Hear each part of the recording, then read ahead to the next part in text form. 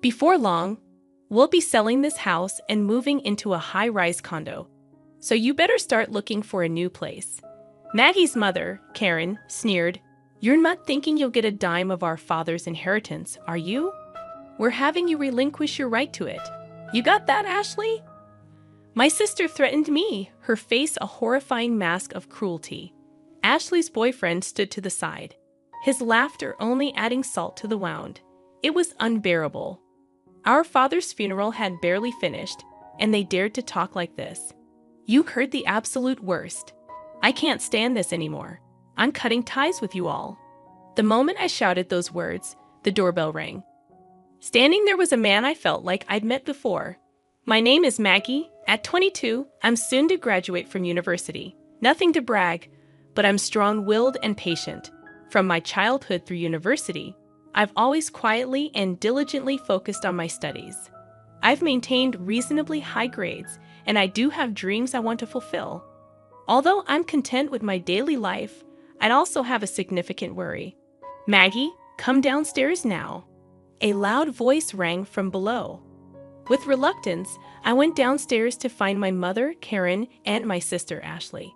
"Mom, sis, what's up?" "I was studying, as usual." "You nerd. You're still studying even though university is almost over. What a hard worker." The one laughing was my sister, Ashley. A beauty like our mother, she's flamboyant and was even a popular model back in the day. Now she's unemployed, under the gaze of helping around the house. "We're going shopping. You should clean the dishes and do the laundry. Don't forget to iron properly, okay? Also, we're out of detergent and other things, so you should go shopping." Mother calmly ordered me to do the housework, knowing she would get furiously angry if I talked back. I quietly responded, "Okay." I left the house stressed out to the nines and high in spirits. "I need to get on with that," I muttered quietly as I started to clean up the mess they had left behind. Mom, a former beauty queen, has extravagant tastes and loves luxury. She's always favored my beautiful sister while ignoring me since I'm not all that pretty. Moreover, they've always dumped housework and other chores on me as if I'm their maid. My sister took advantage of this, and I've been oppressed by them since I was little. Yet I've tolerated it because, after all, we are family. And then my phone rang. When I looked at my phone screen, it read Dad. "Hello, Dad, it's been a while." I could tell my voice had brightened. "Oh, Maggie, it's been a while. Are you doing okay?" "I'm doing great. How about you, Dad? It's night there, right? How's work?" "I'd like to say I'm fine, but I've been having headaches lately. I'm planning to go see a doctor soon." "How's your schoolwork? Is it going well, Dad? Take care of yourself, okay? Thanks to you, everything is going well. I'm studying hard to achieve my dream." "That's my girl. You're always so diligent. Remember what I always say, be righteous and kind, right? Don't worry, I'm doing my best." That's my Maggie. I'll bring lots of souvenirs when I come home next time. After that conversation, I hung up the phone. To put it bluntly, my family is well off. This was largely due to my elite father, Harry, who has been flying around the world for work since his younger days. Although he was often away from home, he was kind to me and showered me with love whenever we had the chance to meet. I adored him dearly. However, to my mother, Karen, and my sister, Ashley, he was nothing more than an ATM. The harsh truth was that they were living lavishly on the money he earned. "Be righteous and kind, Maggie," he would say. His presence was always nurturing and supportive. He was my rock. That's why I was able to stay strong until now. Several months later, shortly after I graduated from university, a chilling event occurred. "Maggie, Dad has..." Karen burst into my room, her face as pale as a ghost. Apparently, my father had collapsed at the airport as soon as he returned home and was rushed to the hospital. Upon hearing the news, Ashley, Karen, and I immediately headed to the hospital. There, my once strong father lay frail and helpless. "We suspect he's had a stroke," the doctor informed us. Despite extensive treatment, my father barely improved. To be specific, he was left with severe physical paralysis and a speech impairment, unable to stand or converse properly. To care for my now dependent father, I decided to put my dreams on hold and dedicate myself to his care at home. Predictably, Karen and Ashley completely ignored him, treating him as if he was useless. They didn't even help with his care, let alone come by to see him. "Mom, Ashley, if you helped with Dad's care once in a while, I'm sure he'd be really happy," I pleaded. However, their response was always the same. "We're too busy. We've left Dad's care to you." "Dad, it was a lovely day today," I would tell him. "Thank you." He would struggle to reply. I studied and learned about caregiving. I made sure he could see outside by keeping the curtains open, fed him specially prepared meals, and arranged fresh flowers every day. Though I had help from professional caregivers, I did everything I could for him with all my heart, remembering my father who had worked so hard for us and showered us with love. I was desperate to do everything. Whenever times got tough, I would recall my father's words, "Maggie, always be righteous and kind," and each time it gave me the strength to carry on. One day, I overheard Karen and Ashley whispering in the house. "Thanks to Dad's insurance money, I was able to buy that bag I wanted," Karen said. "I know, right? Thanks, Dad. Maybe I should get a new wallet too," Ashley chimed in.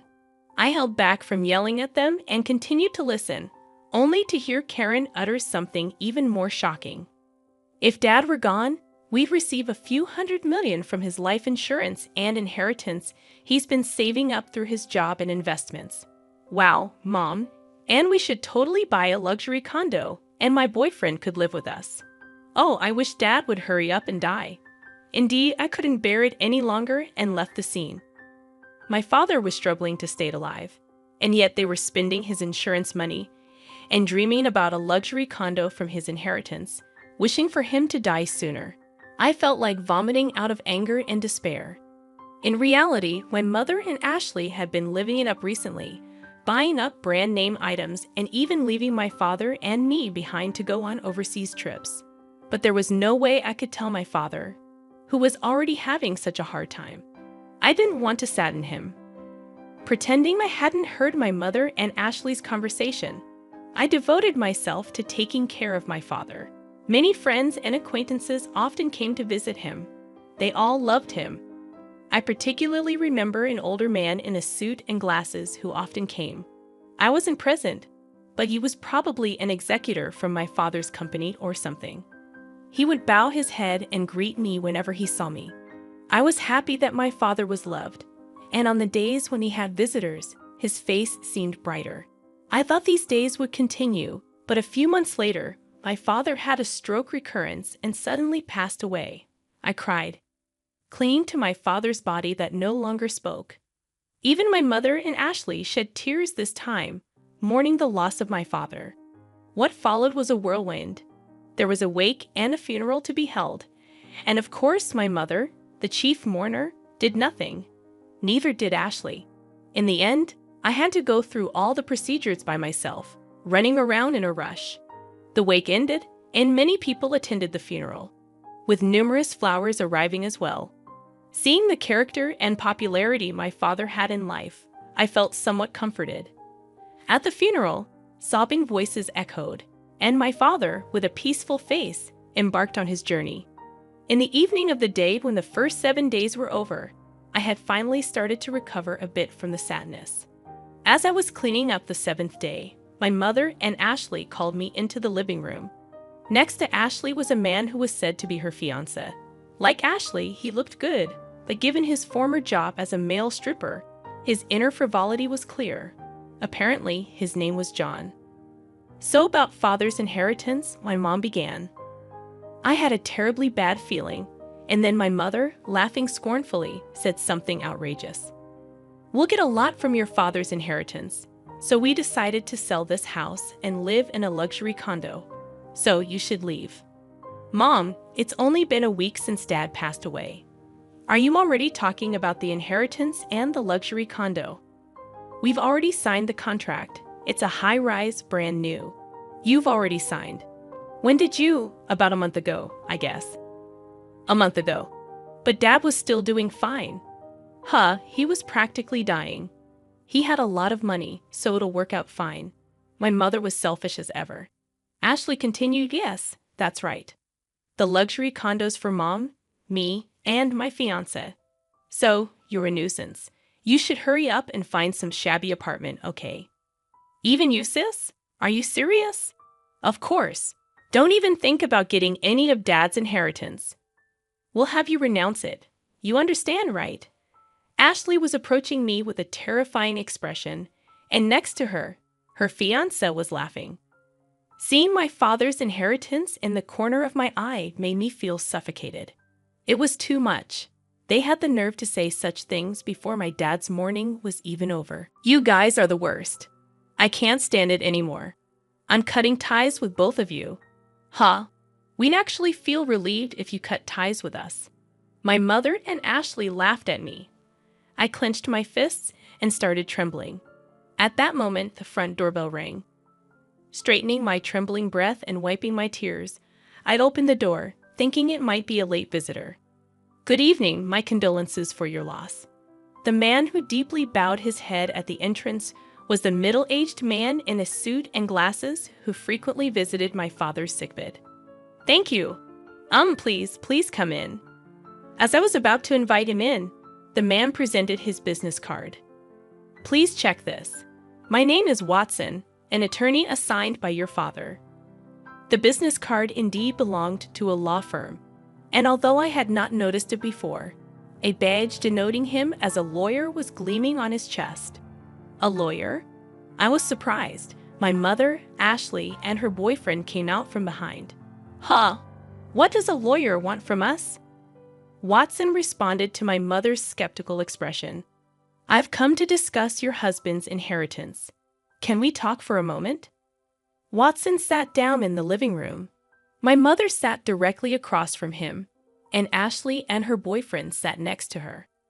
I ended up sitting on the side facing them alone. Watson took out several documents from his bag, looked at us, and then began to speak slowly. First, may I read your husband's will? That man could barely move or speak, and yet he left a will. Get on with it, please, my mother spoke in an irritated tone. Then allow me to read it, Watson said in a quiet voice.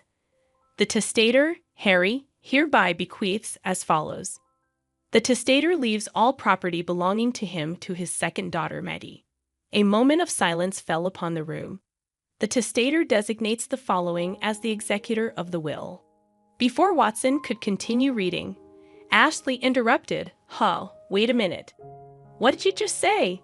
Didn't you hear me? The testator designates the part before that. Let me read it again. The testator, Harry, hereby bequeaths all property belonging to him to his second daughter, Maddie. What does that mean? Karen, our mother, and Ashley exclaimed in unison. I was so shocked that I couldn't breathe, and all I could do was stare in astonishment. Watson continued, Next, I will read the postscript of the will, looking at me. In other words, this is your father's final message. I quietly listened as he read. Maggie, you gave up your precious dreams to take care of me. I wasn't able to pay much attention to you because I was always working, but I truly appreciate it. Thanks to you, I was able to pass away peacefully and fulfilled. Upon hearing my father's last words from Watson, tears started to well up in my eyes. Maggie, always be kind and correct. I know you can do it. Your father will always be watching over you. Please be happy. All I could do was sob in front of them while Karen and Ashley were making a big fuss. What does that mean? So the inheritance all goes to her? Yes. What happens to our money? In response to their outburst, Watson cast a brief glance at them. You two are not mentioned, by the way. Maggie is also the sole beneficiary of the life insurance. What are you talking about? Do you think that's allowed? Karen turned beet red, ready to burst at any moment. That's right. Isn't there something called a reverse portion that's supposed to be guaranteed to the wife and the children, right? Ashley leaned forward eagerly. You're referring to the statutory reserve. Indeed, you two have the right to claim a statutory reserve from the inheritance Maggie will receive. Watson said in a matter-of-fact tone. Of course, Karen seemed to be getting back to her usual self. Even if there is a will, if its contents are unfair, you can claim a share of the inheritance prescribed by the civil law.